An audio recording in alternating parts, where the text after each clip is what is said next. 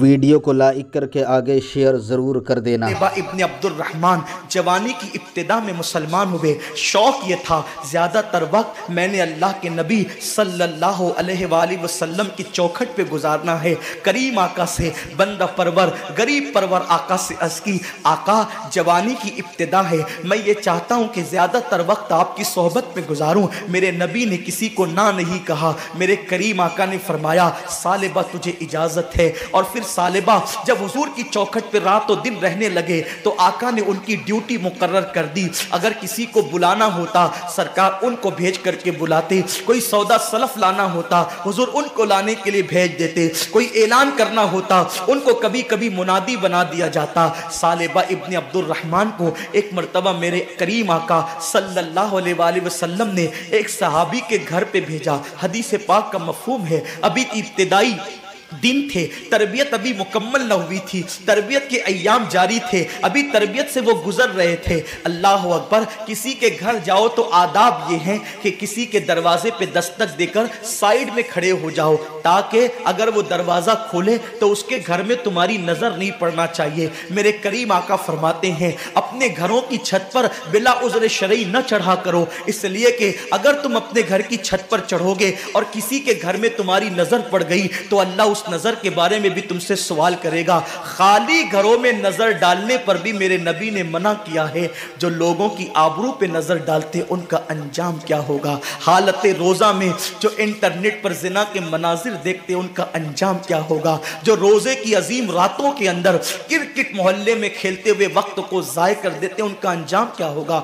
आज के लोग कहते हैं, मौलाना आखिर ये क्रिकेट से मौलवियों को क्या दुश्मनी है। बड़े बड़े दीनदार लोग क्रिकेट खेलते हैं, क्रिकेट में क्या गुनाह है, ना उसमें बदनजरी है, ना बदनिगाही है, ना ये है, ना वो है, ना वो है।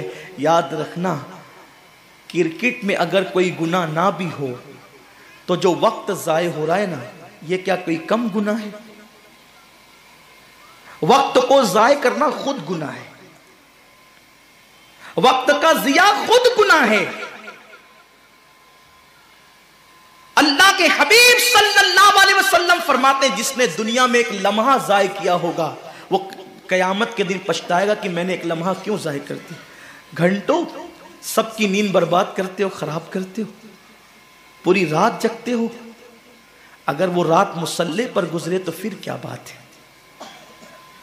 आज लोग कहते हैं मुसलमानों को तरक्की क्यों नहीं मिलती। कल तक मुसलमान ताजदार था, आज मुसलमान भिखारी हो गया। हम कहते हैं उस वक्त तक मुसलमान ताजदार था जब उसकी रातें मुसल्ले पर अपने गुनाहों को याद करके रोते हुए गुजरती थी। अब तो रोना ही नहीं आता, क्यों? क्योंकि गुनाह का एहसास खत्म हो गया।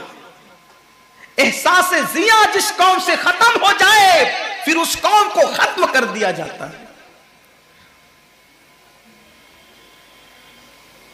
अल्लाह के हबीब सल्लल्लाहु अलैहि वसल्लम फरमाते हैं, अगर तेरे घर में कोई झांके और इस्लामी हुकूमत हो और तू उसकी आंख में नेजा मारकर उसको अंधा कर दे तो तुझ पर कोई मुआखजा नहीं। उसने झांका क्यों था? इस्लामी हुकूमत हो तो कानून ये है, आप किसी के घर में झांक नहीं सकते। और आज हालत ये है कि पड़ोसी की बेटियां हमारी नजरों से महफूज नहीं। कौम तुम्हारा अच्छा मजाक उड़ा रही है।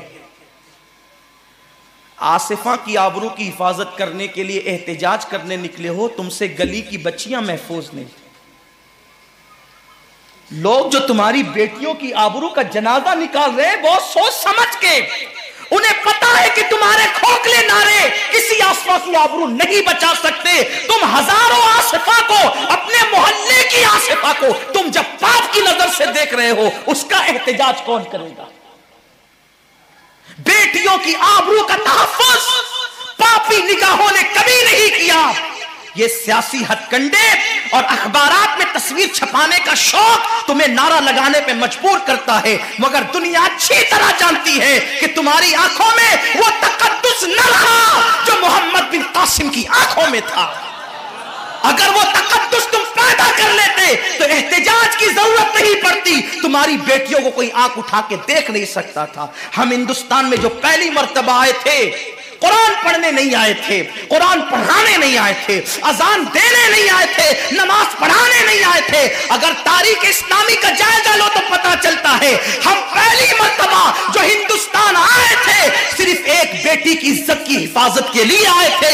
इस्लामी ममलकत के बादशाह को पता चला कि हिंदुस्तान का एक बादशाह जिसने अपनी सगी बहन के साथ निकाह कर रखा है, तो उसने कहा था बेटी सिर्फ बेटी होती है, चाहे वो किसी की भी बेटी हो, हम 7 समुंदर पार जाकर उस बेटी की इज्जत की हिफाजत करेंगे। ये और बात है, तुम बेटी की इज्जत बचाने आए थे, लोग तुम्हारे किरदार को देख करके इस्लाम कबूल कर लिया करते थे, ये और बात है।